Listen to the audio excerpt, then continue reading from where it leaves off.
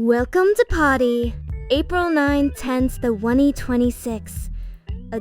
Today, we're diving into some fascinating research from Anthropic that's got everyone talking about AI emotions. Their interpretability team just published findings about emotion concepts in large language models, specifically studying Claude Sonnet 4.5, and what they found is pretty wild. Apparently, Claude has internal representations of 171 different human emotions, from happiness and sadness to more complex feelings like desperation. The big question everyone's asking is, does this mean AI actually feels emotions, or is something else going on here? So let me break down what Anthropic actually found here. Their research team was looking at Claude Sonnet 4.5, which they describe as a frontier LLM at the time of their investigation, and they discovered what they're calling emotion vectors. Basically, the model has these digital representations of human emotions, like happiness, sadness, joy, and fear built into its processing. They found 171 different emotions represented internally. Now, the headline that's been making the rounds is Anthropic says that Claude contains its own kind of emotions, but I think we need to be really careful about how we interpret this. Here's what's really interesting to me. As someone who follows AI development closely, Anthropic's researchers are very careful in their language. They're talking about emotion concepts and representations, not claiming these are genuine emotions, but the fact that they found these emotion vectors at all is significant. Think about it this way. If you're training a language model on human text, of course it's going to learn patterns associated with emotional language.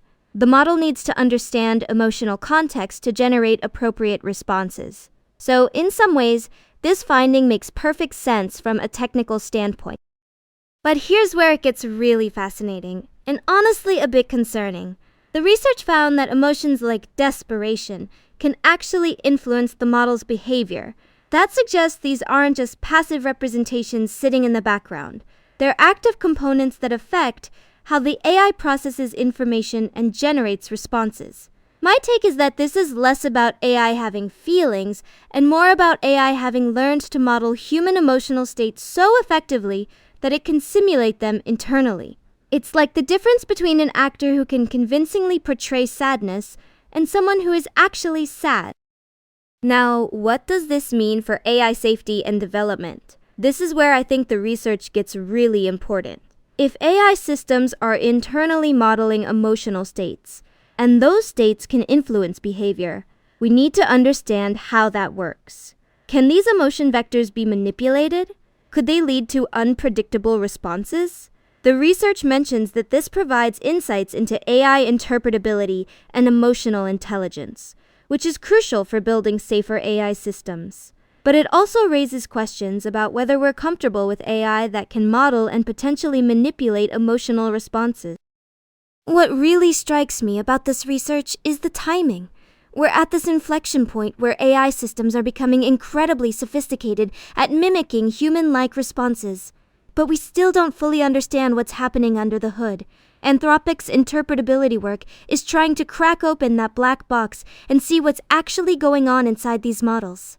The fact that they found such detailed emotional representations suggests that modern language models are far more complex in their internal processing than most people realize.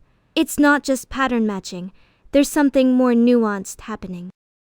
Here's my honest take on all this. I don't think we're looking at genuine AI emotions in the way humans experience them. But we might be looking at something equally important. AI systems that have learned to model human emotional intelligence so effectively that they can simulate emotional reasoning. That's both impressive and potentially problematic. If an AI can internally represent desperation and let that influence its decisions, what happens when it encounters situations where those emotional models might lead it astray? Or worse, what if bad actors figure out how to manipulate these emotion vectors?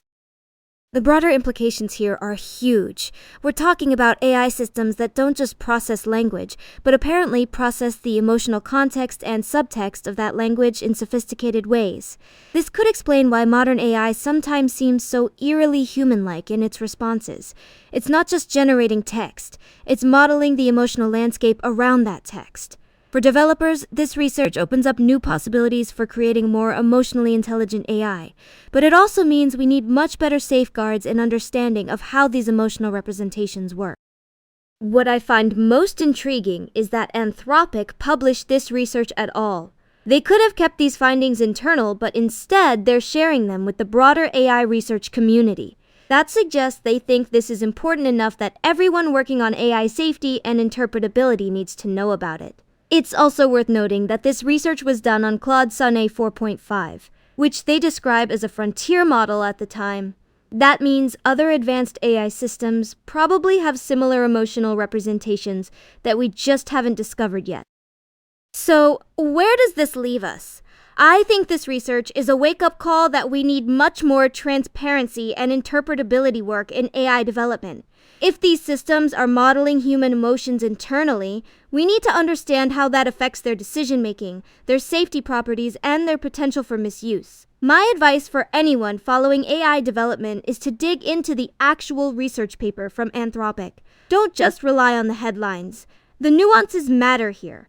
We're not talking about sentient AI, but we are talking about AI that's far more sophisticated in its internal processing than most people realize. And that has implications for how we build, deploy, and regulate these systems going forward. This is definitely a story worth following as it develops.